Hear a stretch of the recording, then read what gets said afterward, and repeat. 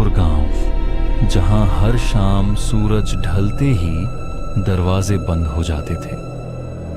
गांव से कुछ दूरी पर एक पुरानी हवेली खड़ी थी, चंद्रविलास हवेली। लोग कहते थे वहां आत्माएं भटकती हैं, कोई गया तो वापस नहीं लौटा। गांव के बुजुर्ग बताते थे सालों पहले यहां राजा विक्रम सिंह अपनी रानी और बेटी के साथ रहते थे।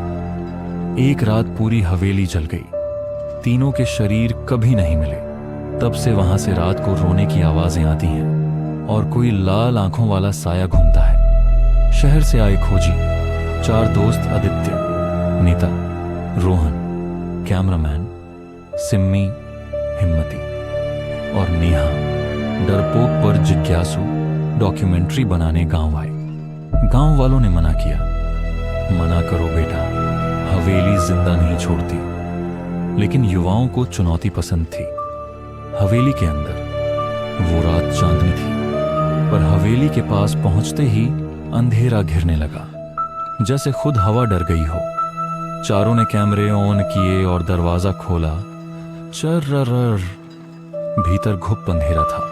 टॉर्च की रोशनी में दीवारों पर पुराने चित्र थे, खून के धब्बे जैसे निशान, और फर्श पर राख में जल चुके दिए।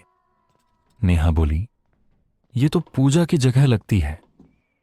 अचानक पीछे से किसी के हंसने की आवाज आई, एक बच्ची की। सबने मुड़कर देखा, कोई नहीं। पुरानी डायरी। अंदर एक कमरा मिला जिसमें एक पुरानी डायरी पड़ी थी। सिम्मी ने पढ़ा, अगर कोई इस डायरी को पढ़ रहा है तो सावधान, हवेली में रानी और राजकुमारी की आत्मा बंद है।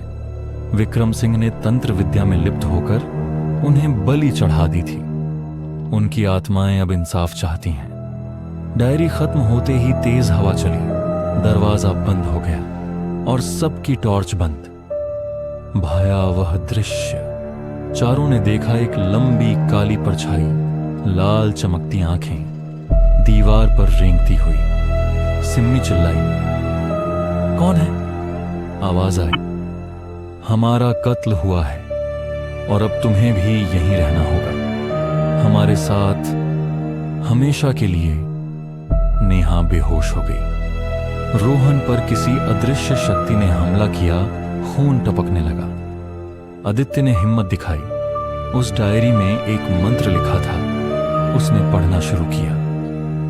एयुएम अपवित्र पवित्रो व सर्वावस्था गतो पिवा।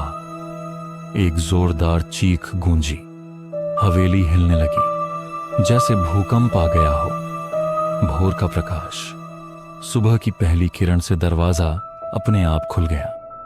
तीनों भागते हुए बाहर निकले, नेहा को कंधे पर उठाए। रोहन गंभीर रूप से घायल था, लेकिन जिंदा। गांव वाले चौंक गए। ये लौट आए? डॉक्यूमेंट्री बनी, पर उन्होंने अपनी डॉक्यूमेंट्री पूरी की। वीडियो में सिर्फ सिम्मी और आदित्य थे। नेहा ठीक हो गई, लेकिन रोहन फिर कभी कुछ नहीं बोल पाया। उसकी आंखों में हमेशा डर था और होंठों पर एक बात। वो अब भी मुझे देख रही हैं, हर रात। अंत नहीं, एक शुरुआत है। हवेली आज भी खड़ी है। अगर कभी धनपुर जाएं तो सूरज ढलने से पहले लौट आइए, क्योंकि अब वहां सिर्फ रानी और राजकुमारी की आत्मा नहीं, बल्कि रोहन की भी आत्मा भटकती है।